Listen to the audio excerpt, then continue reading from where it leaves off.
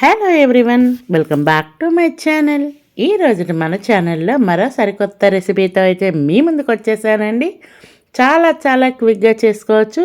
ఇక టేస్ట్ విషయానికి వస్తే భలే అంటే భలే రుచిగా ఉంటుందండి. ఫుల్గా వీడియో చూసేయండి, స్కిప్ చేయకుండా. రెసిపీ అయితే స్టార్ట్ చేసుకుందాం.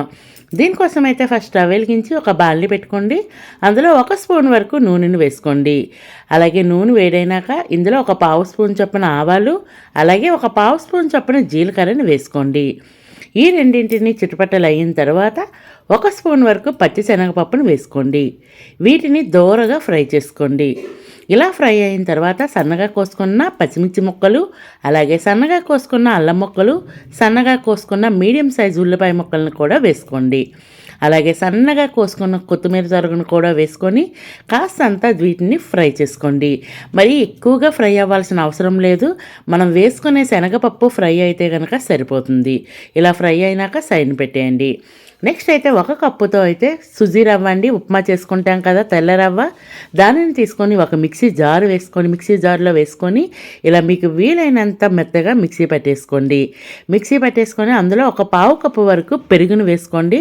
అలాగే 1 కప్పు వరకు నీళ్ళను వేసుకొని దీన్ని నేను వీడియోలో చూపించిన విధంగా ఈ విధంగా బ్యాటర్లా రెడీ చేసుకొని ఒక మిక్సింగ్ బౌల్లోకి షిఫ్ట్ చేసుకోండి.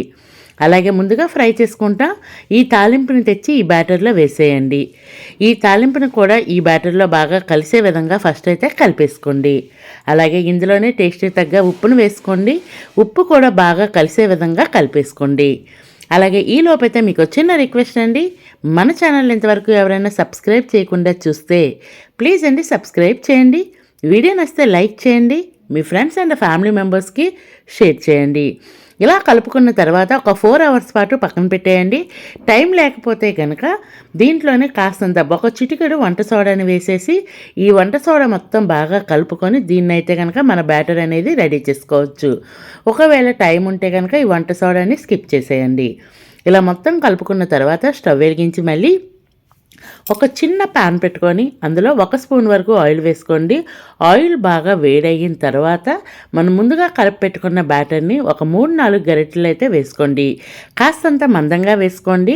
పైన క్రిస్పీగా లోన సాఫ్ట్గా ఎంత బాగుంటుందండి.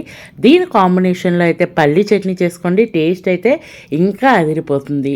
ఇలా మొత్తం మూత పెట్టేసి కిందంతా బాగా కాలిన తర్వాత రెండో వైపు అయితే టర్న్ చేసుకోవాలి. ఈలోపు పైన కూడా బాగా కుక్ అయిపోద్ది. అందుకే రెండో వైపు టర్న్ చేసినప్పుడు ఏంటంటే పైన కలర్ అనేది బాగా వచ్చి క్రిస్పీగా కూడా అవుతుంది పై లేయర్ అనేది. ఇలా 1 సైడ్ కలర్ వచ్చినాక రెండో వైపు టర్న్ చేసుకొని రెండు వైపులా మంచి గోల్డెన్ బ్రౌన్ కలర్ వచ్చేంత వరకు అటు ఇటు తిప్పుతూ దీన్ని కుక్ చేసుకోవాలి. ఫైనల్లీ ఈ విధంగా కుక్ అయిన తర్వాత ప్లేట్లోకి తీసి సర్వ్ చేసుకోండి. టేస్ట్ అయితే అమోఘం అని చెప్పొచ్చు, అద్భుతం అని చెప్పొచ్చు అండి. అదే ఉప్మా రవ్వతో ఉప్మా చేస్తే టేస్టీగా అనిపించదు కదా, ఇలా ట్రై చేయండి. భలే రుచిగా ఉంటుంది. ఫైనల్లీ మన రెసిపీ అయితే రెడీ అయిపోయింది. చూస్తున్నారు కదండి, సూపర్ ఉంటుంది కదా. మీరు కూడా ట్రై చేసినాక రెసిపీ ఎలా వచ్చిందో కామెంట్ బాక్స్ ద్వారా తెలియచేయండి. అలాగే రెసిపీ నచ్చినట్టయితే కనుక మీ ఫ్రెండ్స్ అండ్ ఫ్యామిలీ మెంబర్స్కి షేర్ చేయండి. Ready to eat. Thank you for watching. Please do subscribe to my channel. Thank you. Keep watching my videos.